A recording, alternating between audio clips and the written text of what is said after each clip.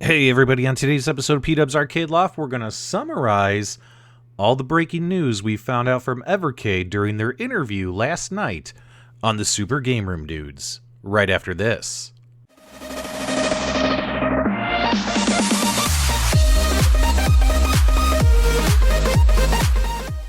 Okay guys, we're back, and in case you missed it, Andrew Byatt, director of Blaze Entertainment, as well as Ryan, one of the technical officers at Blaze, joined the Super GameRoom Dudes Arcade and Gaming podcast show. You guys definitely want to watch that interview that just occurred last night, because it was a lot of fun learning the history of Evercade, the history of the handheld console, and discussing the upcoming VS console with the folks from Blaze. We're here in the United States, so it was 1 a.m. in the United Kingdom, and kudos to Andrew and Ryan for staying up late and giving us information, and they gave us some great information and some exclusive reveals on our broadcast interview. So, for instance, we already know that the Evercade VS project, what's really cool is this particular console will be outputting at 1080p. It does have dual cartridges, so you'll have the ability to plug in multiple cartridges into the console, and both of those cartridges, whatever games are included, will display on the user interface. Also, we discovered via one of the Easter eggs that will be included is, depending on what cartridges you plug in at the same time, there will be certain combinations of cartridges that will unlock Easter eggs. What are those Easter eggs going to be? Well, for instance, additional games, guys. There could be additional games unlocked and available depending on what two cartridges you have plugged into the system.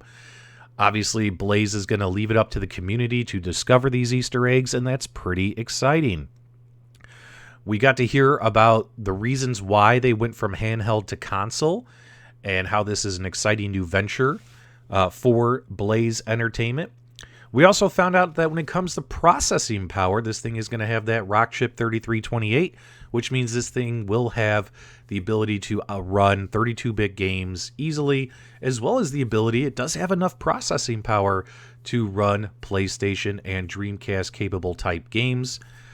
We also got to find out why this particular console does have 4 controller ports on the front of it. And it could be potentially because those type of games, some of them are already included in their license agreement, but we might see other games in the future. Who knows? PlayStation titles, arcade titles, etc. that require 4 players. And if you have 4 controllers, you're good to go.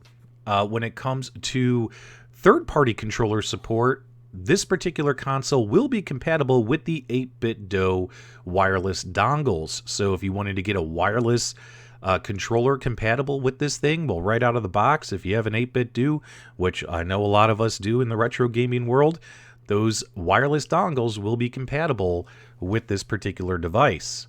No need to purchase additional controllers.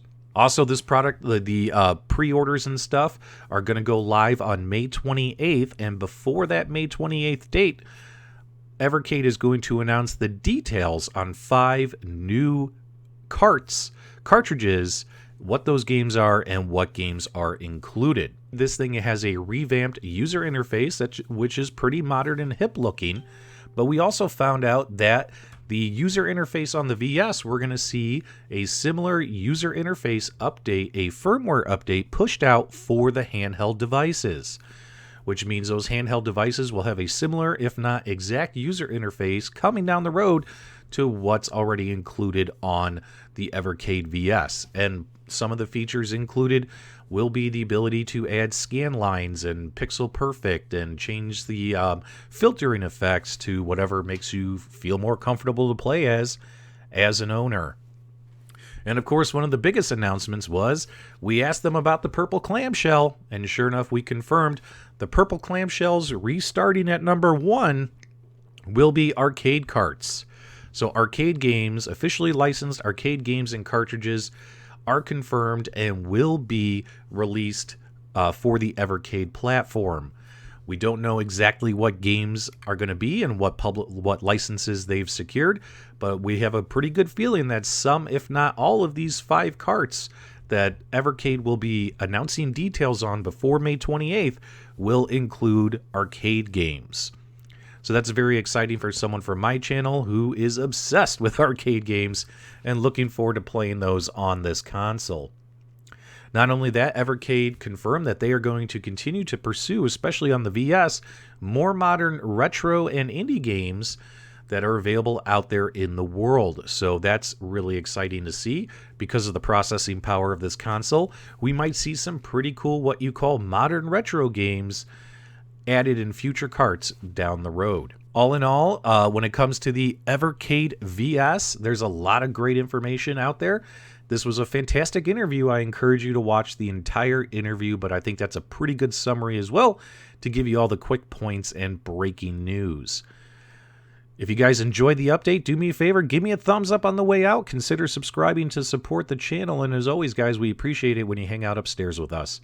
Hope you guys have a fantastic day.